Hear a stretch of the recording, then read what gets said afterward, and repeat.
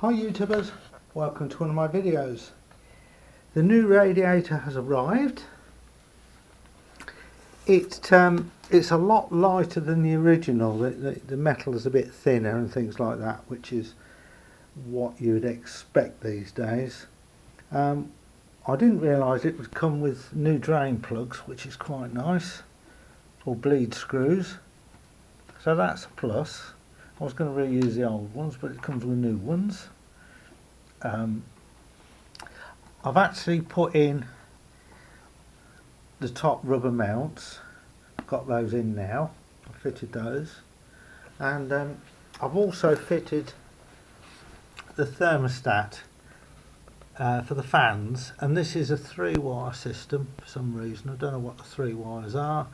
One of them could be, as I can't find a temperature sensor, so this could be a temperature sensor for the temperature gauge as well in this unit. Couple of things I'm not too happy about with it.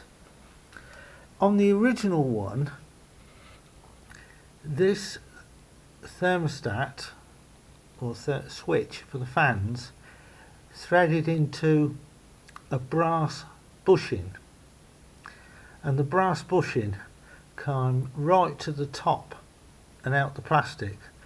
So when it was tightened down, it was tightened, the copper washer here was actually tightened against the brass bushing in there. But I notice on this radiator the brass bushing sits quite down into this plastic, so that when you tighten this, the copper washer doesn't actually tighten down to the top of the brass bushing, it tightens down to the plastic, which is a bit unusual, and I don't know why. So what I've had to do to make sure it's a good seal is to put some this, what I call it, it's an instant gasket. It's a non-setting instant gasket material, and I put it around the copper washer, so when it tightens down onto the plastic it gives it more of a better seal.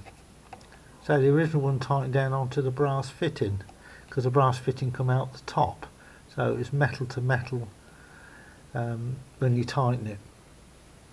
The other thing is the plastic clips are, the metal clips that fit in these holes, and I'll show you what I'm referring to. It's right, these are the metal clips, you get the new ones, and they go like that, and then a bolt goes through. Now the original ones look like this. Okay, so there's quite a significant difference. Now with the original ones there was movement like that, so you could adjust where the fan is, but you could actually slide them backwards and forwards. So you know, you can imagine that this will move like that in the hole. With these, because they're longer, you can see, look, see straight away where the hole position is. So when you fit them like that, you can't fit it that way, you have to fit them that way. You can't, there's no adjustment here, because the piece of metal there catches inside. Look, see what I mean? You can see how big they are, they're too big. It's very nice to have them, but it doesn't allow for any adjustment, you know, on the fan. So you see this, you got a you know, it's a nice centre line of that hole.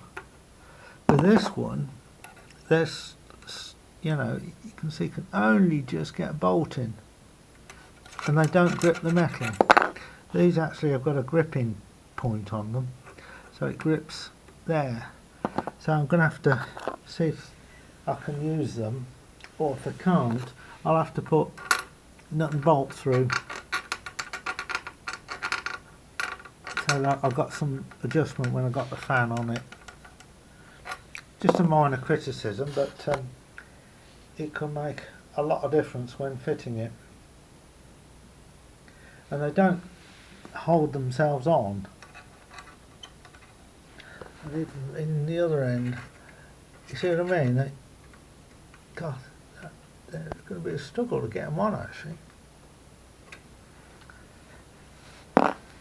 Shouldn't moan, because really I could use nuts and bolts and big washers, and I think that's what I might do. But it's worth noting, you know, that's a small issue. Now, to make these clips fit better, what I've worked out, if you bend this lip there like that shape rather than that shape, they will actually slide backwards and forwards. So yeah, that's one way of doing it. Can you see what I've done? So that when they're on there, they can actually go backwards and forwards to align the hole, to allow for movement in the plastic or tolerance in the fans, just by bending that bit there, so it goes, so it hits on here rather than that, like that, and that seems to do the job. I think with any job, you know, you do on your motorhome, where possible, if you can sort of inspect things as you're going along and just check everything out, and in good light, like I'm sitting in the back room with a piece of carpet, with a piece of cardboard sitting on the carpet, and just checking different things. And I noticed this end, I know we can see that was movement there, but not in the middle. It's because this crimp is not down properly, but I think that's going to be alright. We don't really want any vibrations. There's no, not loose that end, so I'm going to have to tighten that crimp up with some mole grips or something. Alright, everywhere else, it's just this corner. So I'll have to crimp that up. It's not good though, is it, with the new radiator, to do work on it. Well, it is easier to get the rad in without the fans on. Big issue though, these brackets here, spot welded to the radiator, were in the wrong position by ½ an inch. Despite there being a rubber bush there, it was a real pig to get these two top bolts in, because these brackets are off by ½ an inch on the top. Absolute pig. Anyway, it's time to get the water in the radiator. I'm going to get the water in the radiator before I fit the fans. I think that's the best way of doing it. Then I can make sure the hoses are tight. And you need to use a bungee cord to pull the hoses away from the radiator. Right, get that back in now.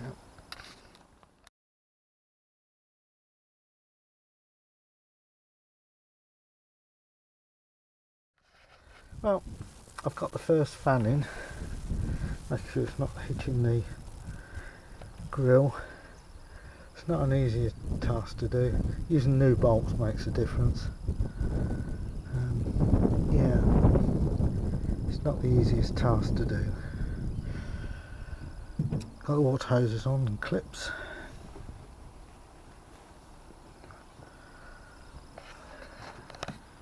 Just taking it very easy. Well, the new radiator's in.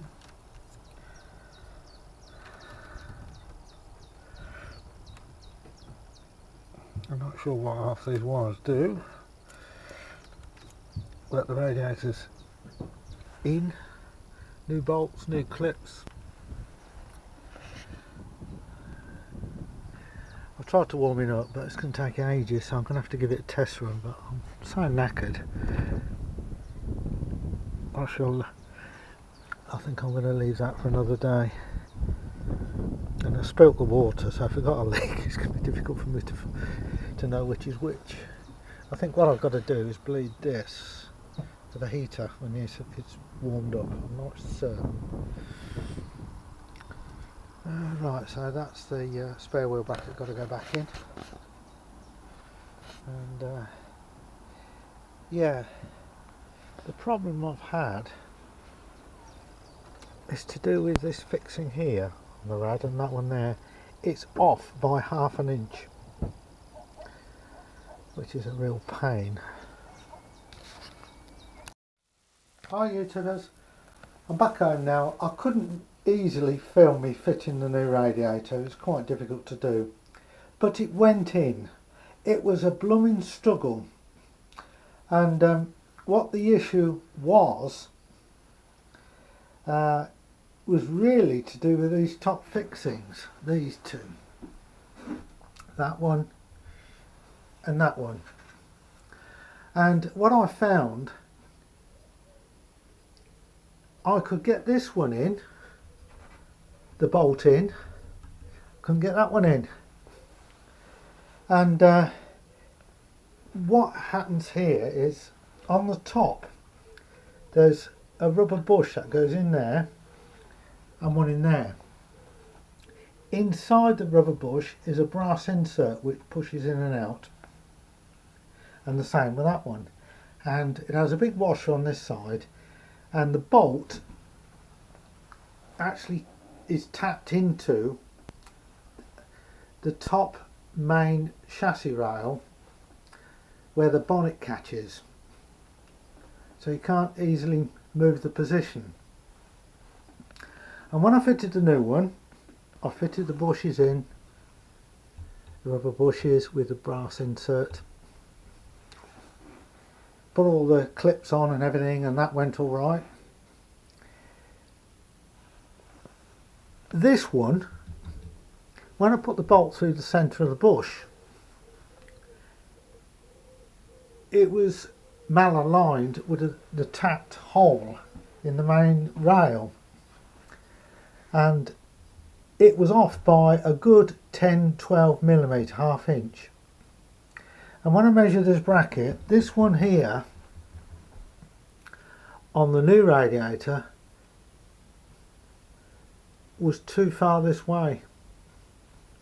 It's a good 10-12 millimetre off. So when they welded this one on, it was too far that way. So like when you try to put the bolt through the bush, rather than it going straight in, it was an angle like that. So what I've had to do, these rubbers can't really adjust that way. They will adjust up and down, but not left and right. Now, because it's on the vehicle, it would have meant taking it off and filing this hole. So a simple solution I came up with is to remove the brass insert and just rely on forcing the rubber over. But it's definitely this bracket here on the new one was a good 12 millimetre that way, so it wouldn't align. There wasn't. The rubber can go up and down to allow for movement, you know, and tolerance, but there's no movement in the rubber left and right. So just once again, when I put this bolt in on the new one, rather than going straight in, I had to put it at an angle, and then it was cross-threading the insert. And because it would have meant taking it all off again, everything off again, to take it out, just to file this. So what I suggest you do, if you do buy a radiator for the Talbot, fully check these against the original one and these. Obviously the new one is a thinner metal material, there's no giving anything, but that caused me quite a lot of hassle to get that one in. it really was awkward. And as I say, if it had realised that before I fitted it, I would have elongated this hole here on this side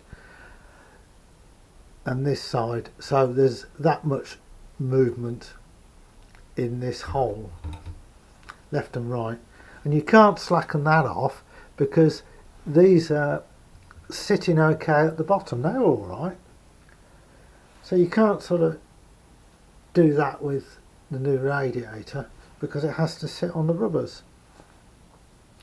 That was quite a pain to do, and I'm going to contact Coastal Motorhomes, just let them know. I'm quite pleased with the Radiator. I've not actually filled it up 100% with water yet because I'd had enough today because I was faffing about with this. And but thanks for watching this video, and there may be a part 3 to it, I don't know. So thanks for watching, please subscribe and like.